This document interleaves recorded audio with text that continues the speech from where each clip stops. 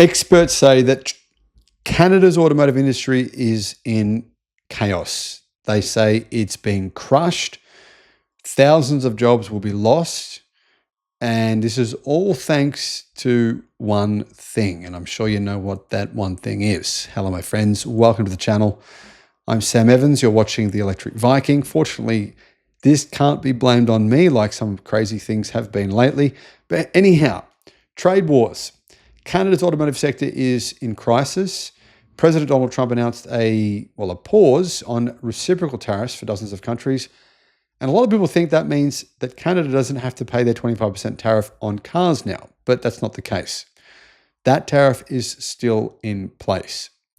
These duties will squeeze Canada, and basically their automotive industry won't know what to do with itself, because most of the cars that Canada makes, not all of them, but most of them go to America.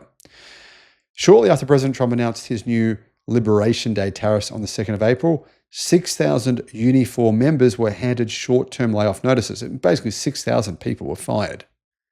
Most of these came from a Stellantis factory in Windsor, Ontario, and the automaker quickly announced a 2-week shutdown after the tariffs were announced, providing it valuable time to assess what its next moves would be. Basically, they're praying that Trump will cancel these tariffs. They're like, well, if he doesn't, guys, you don't have a job. And that's 6,000 at one factory. I mean, we could be looking at 50,000 job losses in Canada. I know that sounds crazy, but do the numbers. Look how many people work in the automotive industry in Canada. There's a lot more than that. The big concern isn't just the immediate impact, it's what will happen next. How does this affect Canada's economy? It's going to be devastating.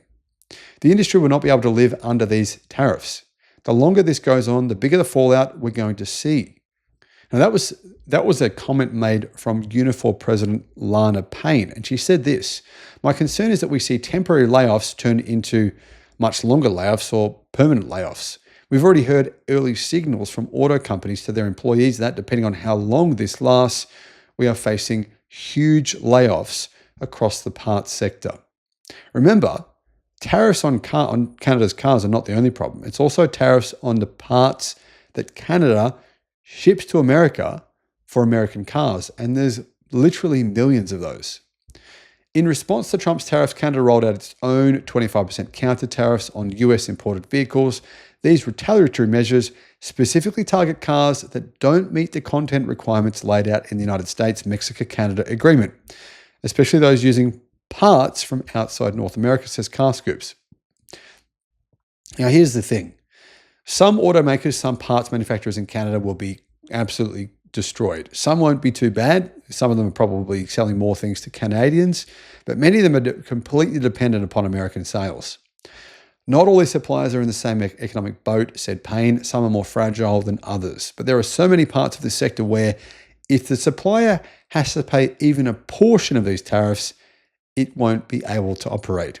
It will simply go bankrupt.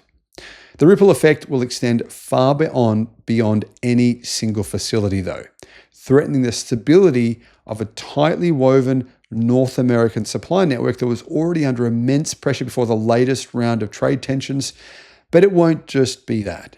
Remember, Canada's economy will be affected by this in a huge way, in a way we can't fully see right now.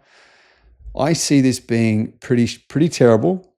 Hopefully Canada can pivot to some other industries, pivot towards renewable energy. That's what I think would be a great move for them. What do you think? Let me know what your thoughts are in the comments.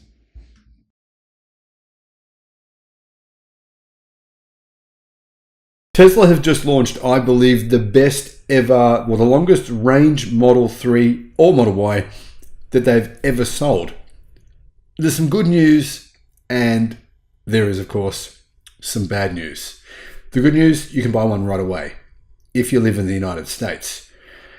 The bad news, if you live outside the United States, well, this is not yet an option. Hello, my friends. Welcome to the channel. I'm Sam Evans. You're watching the Electric Viking, a brand new version, it is a new version of the Model 3, is now available on sale currently right now in the United States. It costs $42,500 US, meaning it's a $5,000 discount on the long-range all-wheel drive. And this is the long-range all-wheel drive just without the front motor. That's the only difference. Same charging speed, same battery pack, same motor in the rear. And honestly, I genuinely, guys, think that this is the best Model 3 you can get. Hands down. Performance is great, but honestly, at this price, for $42,500, considering it also does qualify for EV incentives in the United States and has this amount of range, I mean, guys, 363 miles of range.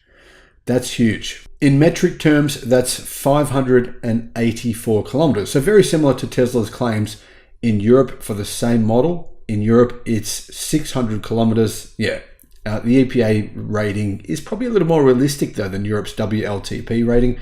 So I honestly think if you're going to get a Model 3, this is the one to go for. Speaking of price, the price is a bit lower than it sounds.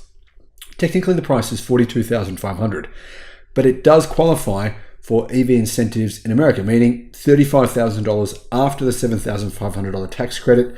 Now, you might be thinking I don't qualify for the tax credit, but the rules have been changed for the tax credit qualification. They've been kind of adjusted so that more people qualify. So it's a good chance that, well, most people will actually qualify for this tax incentive for the Model 3 long range. What else do we know about it? Well, we know that it comes with everything that the all-wheel drive model comes with. Same charging speed, 250 kilowatt charging. But Tesla does kind of give us an idea of how fast it'll charge. They say you can recharge the battery for 175 miles of range, so about half the range of the pack, in 15 minutes. Of course, you need the right charger. You need a Tesla supercharger capable of 250 kilowatt fast charging. So anyway, 15 minutes for 175 miles, meaning for most people, even if you're going on a road trip, that's probably what you do. Charge it for 15 minutes, get you 175 miles of range, which I think honestly is a no-brainer. And the other surprising thing, guys, here, I was a little bit shocked by this. The performance of this vehicle is, it's better than what I expected it to be. It'll do 0 to 100 in 4.9 seconds. 4.9 seconds, that's 0 to 60 miles an hour. So 0 to 100 kilometers an hour, 4.9 seconds. The all-wheel drive version, I mean, it's what? Not even a second faster, a bit less than a second faster with that extra motor. So it doesn't make a whole huge difference. And the other thing is, it's quite a lot faster than the standard range model that comes with lithium iron phosphate batteries. That model has the capability to do 0 to 100 in about 6 seconds. So it's about 1 second faster than the standard range. But the other thing is, and I think more importantly, it's faster charging. The charging speed's faster. And the range, for me, it's a no-brainer because it has 90 miles more range than the standard range version. More power, more range, faster charging, a few other changes as well versus the standard range model. It kind of is a no-brainer to go for the long range in terms of, you know, even if you're paying, well, in terms of paying